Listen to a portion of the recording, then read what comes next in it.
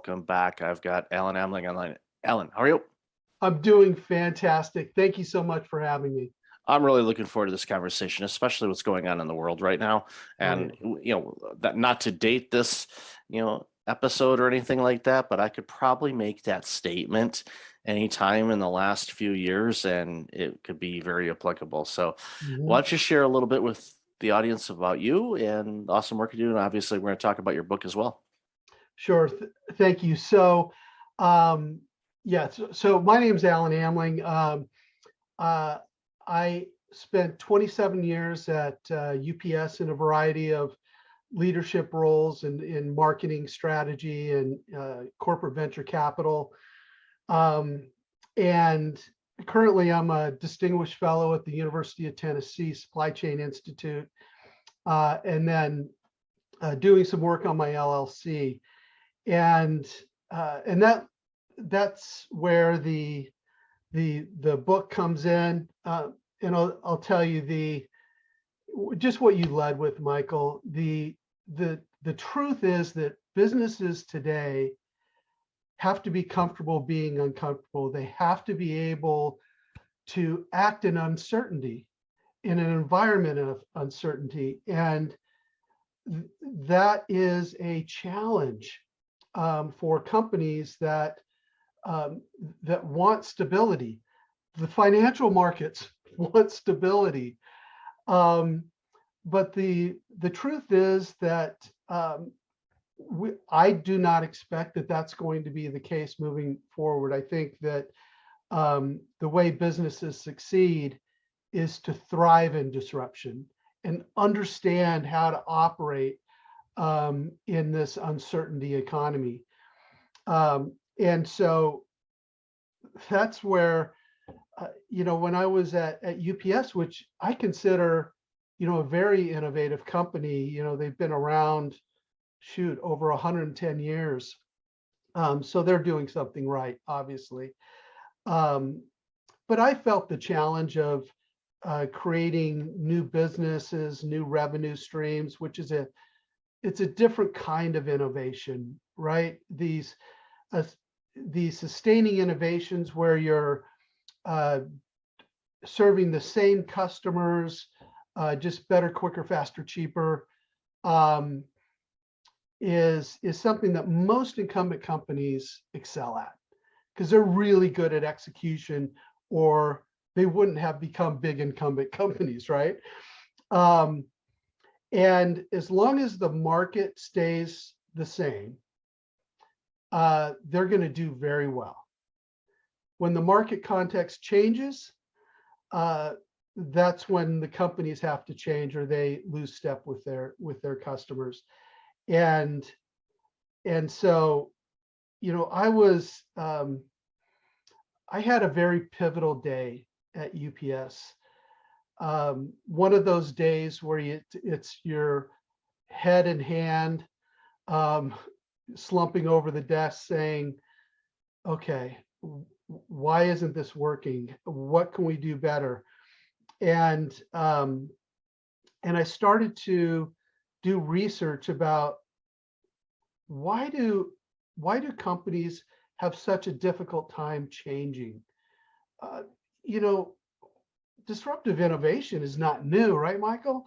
I mean, we've known about it for it's over 25 years old, and we have all of these practical examples of disruption, but yet the Fortune 500 is turning over at a record pace. With all the books and all the seminars and all the consultants that want to help you succeed, it's still happening. And that was kind of the origin, the catalyst for the beginning of my journey to figure out why. Why is such a huge question, and it's got so many layers in the answer depending on the organizations. And I agree with you. The answers are there for organizations to be able to thrive in challenging times and even prepare for those times. So the next challenge, whatever it may be, they can adjust accordingly and utilize their resources that they have, learn where they can find resources that they don't have, and continue to serve their customers and grow and expand and pivot. But so many companies, it's right there, and they just Right. don't do it. They just don't do it. It's like, people that have never cooked before. I used to be one of those people. The recipe book's there. The ingredients are in the fridge. Yes. If you can put two and two together, you're going to be able to follow the instructions and prepare the meal, and it's going to turn out, hopefully decent, as long as don't mix up the ingredients and understand the difference between teaspoon and tablespoon. That's a big difference depending on what that ingredient is. Some might be go, oh wow, this has a little extra zest to it, or to the point where it's going to take you a week before you can open your eyes and unpucker your lips. It really depends. We've all been there too. But organizations, I don't know if it's and I'm sure in your research, you dig into it a little bit more, but sometimes I think it's this paralysis by analysis type of thing, where they looked at too many things and then they're like, I don't know which door to pick. And it's like, well, pick one. It's easier to change direction if you're in motion. If you're standing still, you don't. And so I think a lot of organizations just freeze. It's the amygdala in our brain going, okay, freeze.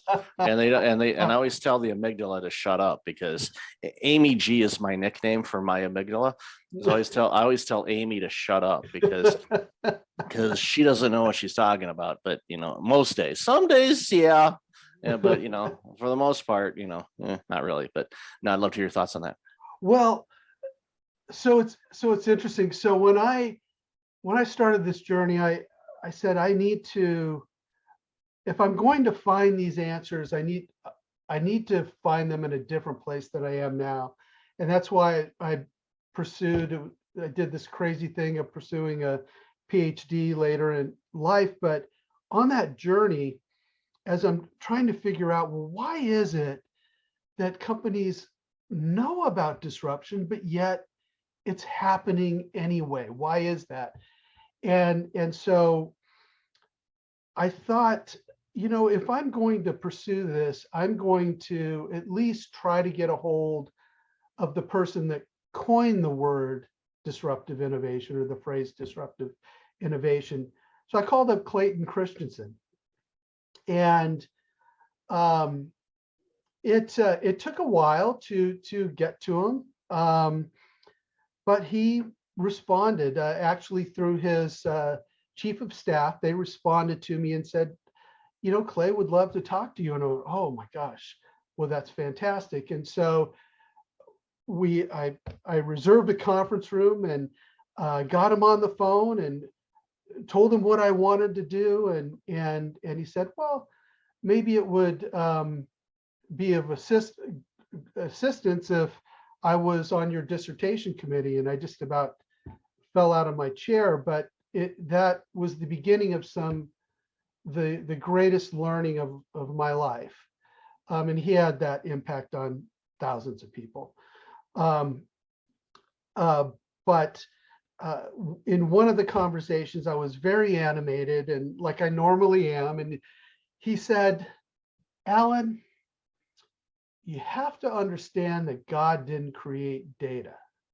And he paused, and I'm a little perplexed. And he went on and he said, it would be of great service if you could help other executives like yourself understand that the greatest source of their future success is the data that has not been created yet.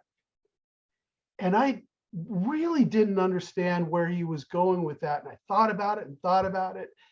And I thought about all of the 5-year plans and 10-year plans that, I worked on with dozens of people, spending thousands and sometimes, $1 million+ in the planning for something that, after you execute the first project in the first year, it sets off a series of unexpected events in the external environment that then impact what you do next. And so we don't live in a static world. We have to, we are not playing chess. We are MMA fighters, right? We need to be able to not only plan, but react to how the environment is changing. And that requires, and it sounds simple because you hear a lot of executives say, oh, we're data driven, right? And we're resilient, we're flexible and all this stuff. And you found that, over the course of the pandemic, that was true with some and not true with most. But what I tried to do is uncover, well, why is it? Why is it that organizations have such a hard time changing? And it came down to, after interviewing dozens of Fortune 500 leaders, digital company leaders, I talked to colonels and generals in the military, is that moving at the speed of change is a choice, not a circumstance.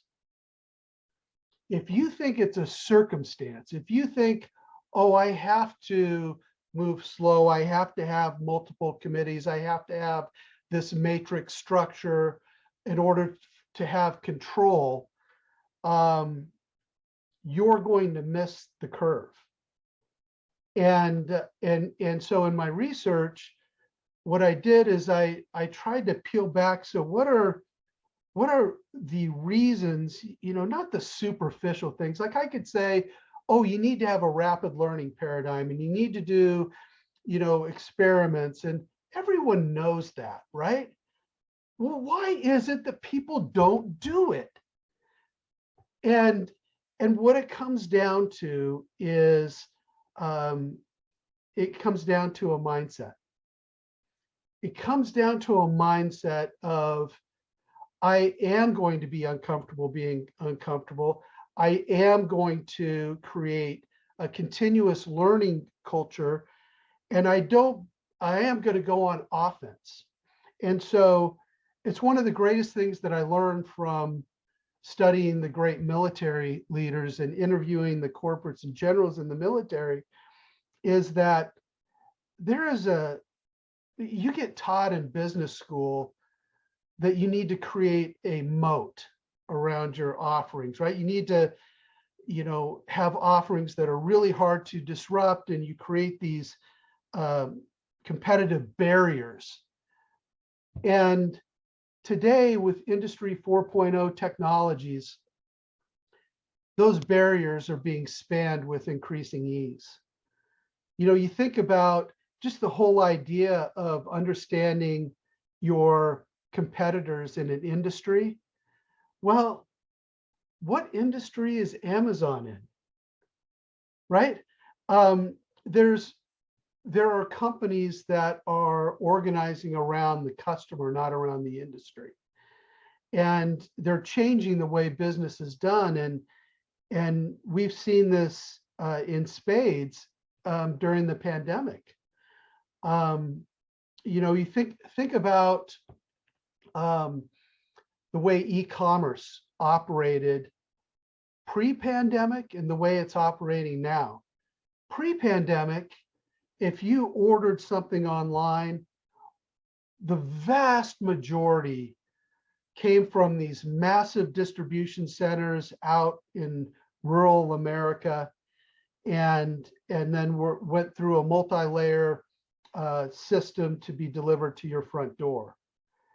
Now, Target is delivering over 90% of their e-commerce orders originate at a store. Walmart has their own delivery service called Walmart Go Local. These retailers are taking control of their end-to-end supply chain, right? And so they could have done this a decade ago, but they didn't, because they didn't have to. And so what you were saying earlier about companies having to really understand their capabilities, their assets, their resources, and how they can be reconfigured to create new value. That's exactly what the big retailers are doing. And we're seeing opportunities for this across industries, but it can't happen unless the mindset is right. And so one of the things that I try to do in the book is I peel these things back. I call them gold nuggets and truth bombs. Like the gold nuggets are these insights that I learned along the way, such as so one of the gold nuggets is creating optionality is crucial for companies to thrive in a disruptive world. So creating options. A truth bomb would be humans tend to overestimate the short term and underestimate the long term, right? That's just a reality. But how many times do we do something and after the first failure, after the first time it doesn't work, the project is abandoned, where the best companies say, no, if it didn't work, it's only a failure if I didn't learn something that then propels me to the next step, right? I had a Shaw Industries, which is kind of known for carpet and now does everything.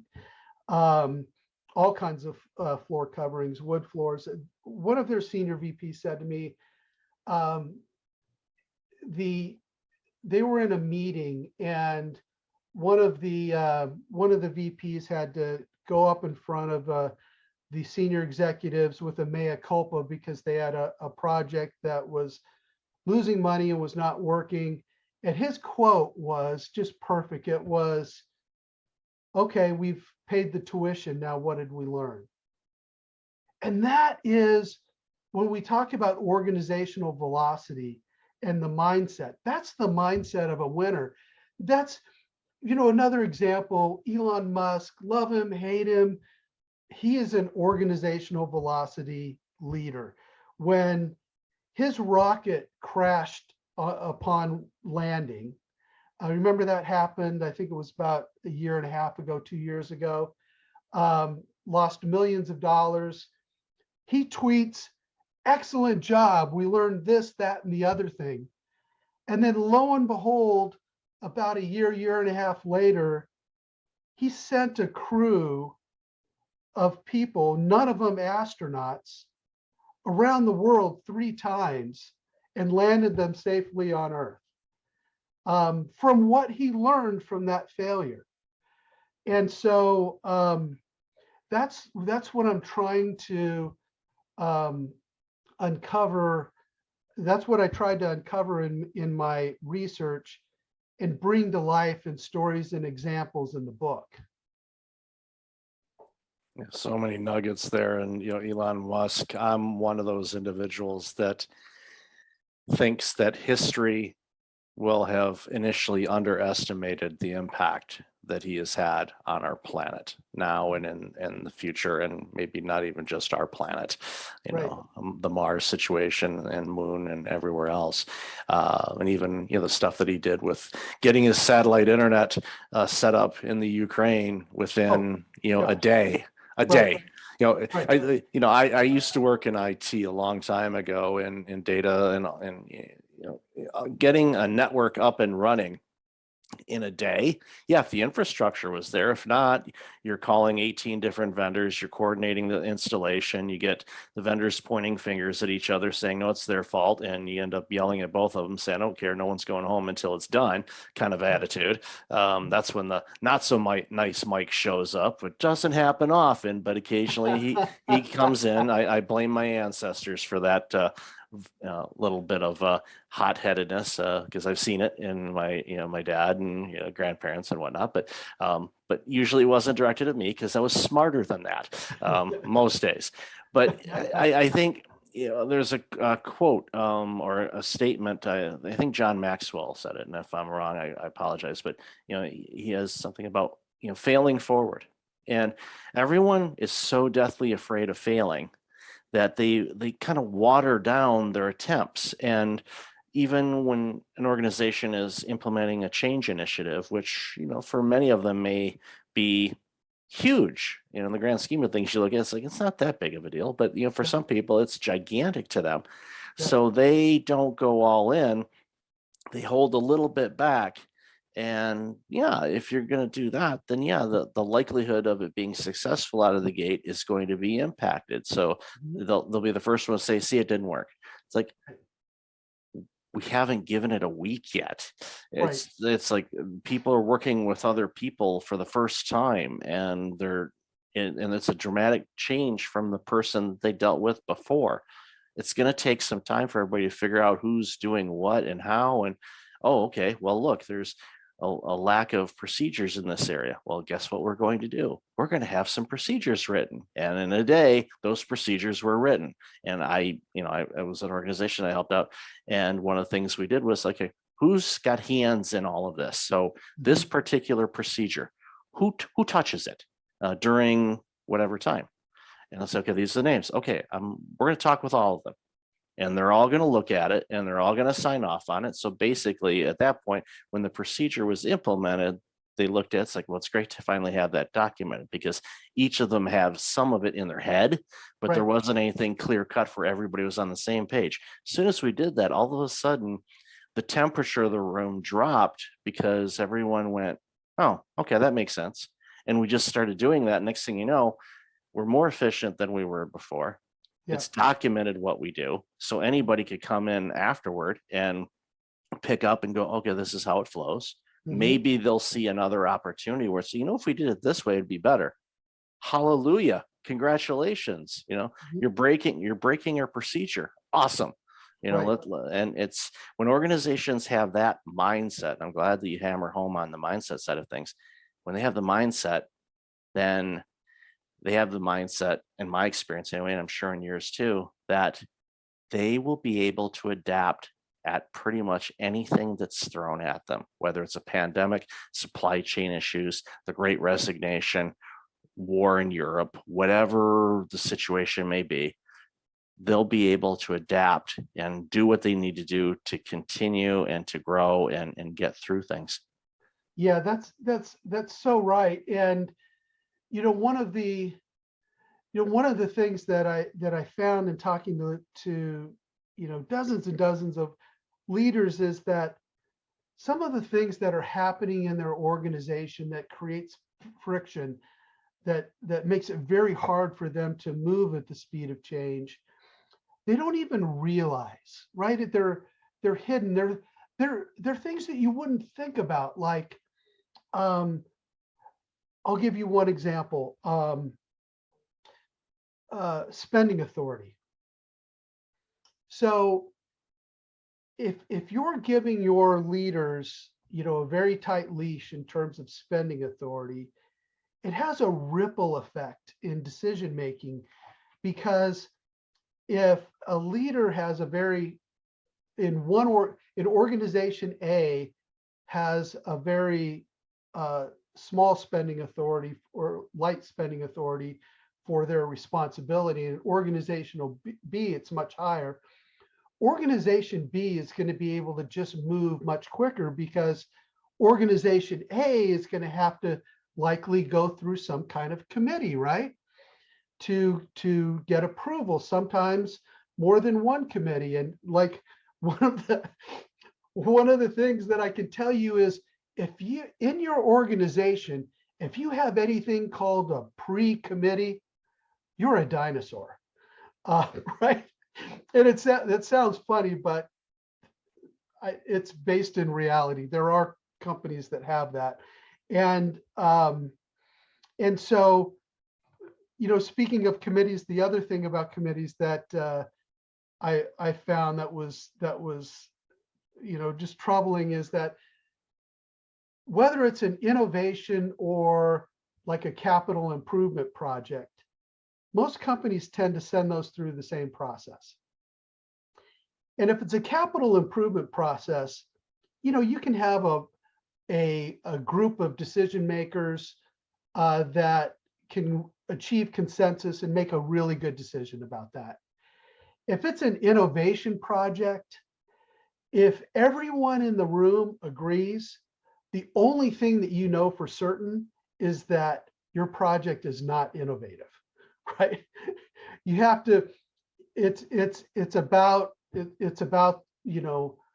learning what is not known and then acting on it, and acting on it with a sense of urgency. You mentioned about Elon Musk and how quickly he moves and how quickly he put a satellite up. He has a company called the Boring Company, and the legend has it when he was with a group of leaders in Palo Alto, and they said, "Hey, we have our prototype ready. It's out in the parking lot."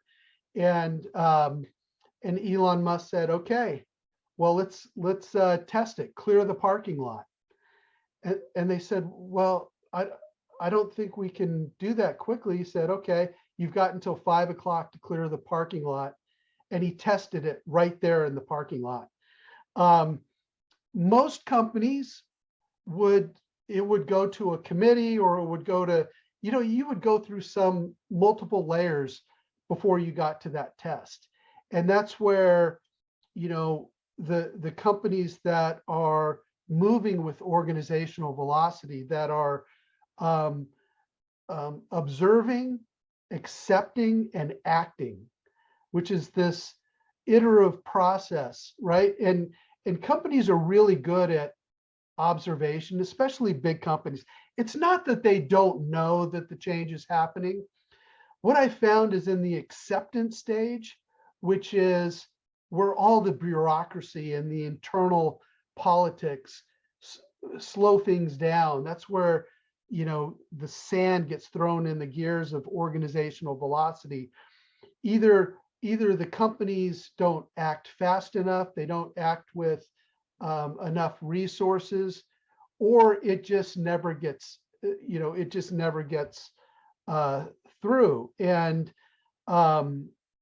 so in that acceptance stage, the best companies have an idea and have a process to go out and actually test it, make a small bet, not make big bets, but anything that impacts human behavior, you cannot predict.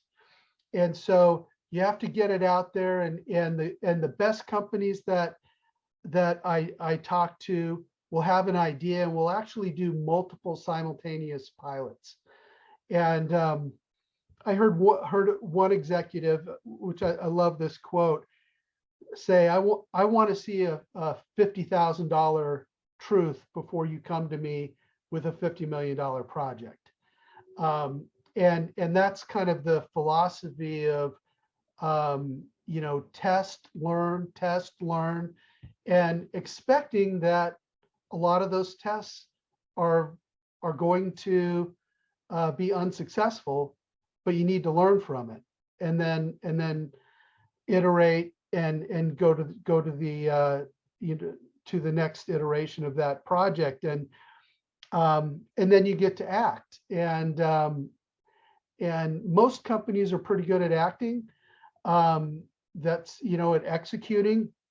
But there are challenges there as well. And so in the book, I'm kind of peeling back all of these things and giving companies kind of a pragmatic path forward.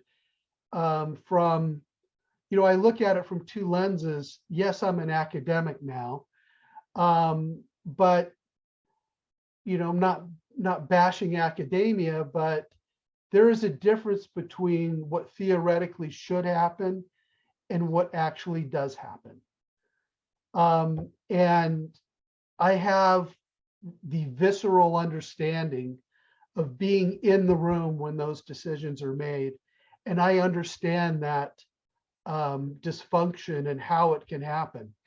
And so I bring all of that to life in this book in hopes that it helps companies navigate their way through this uncertainty and disruption to, not only for the success of the company, but I really, I think about all of the managers and frontline employees that these decisions that the senior level people make impacts. And one of the biggest lies in the corporate world is that it's just business, it's not personal. And I've never agreed with that, because yes, there are things that you have to do for the survival of the business. And yes, they may negatively impact employees, but don't fool yourself that it's not personal. It is very personal to the people that it impacts. And at the end of the day, my motivation for taking all that I learned, packing it into this book, is that perhaps this can help a few organizations. And if it just helps a few leaders, it's going to help thousands of people. And I'm going to call that a win. It's definitely a win, and this book has been needed for a very long time. So, Alan, thank you so much for being on the show. Could probably talk for a few hours on this, but I really appreciate your time today. So where can people find out more about you, the book, and everything else you're doing? So the best place to find out what I'm doing is at alanamling.com. And the book is available right now for pre-order on Amazon, and will be released on March 16th. Well, congratulations with that. So again, Alan, thank you so much for your time today. Really appreciate you, and all the continued success for all this amazing work you're doing. All right. Thanks, Mike. Appreciate it.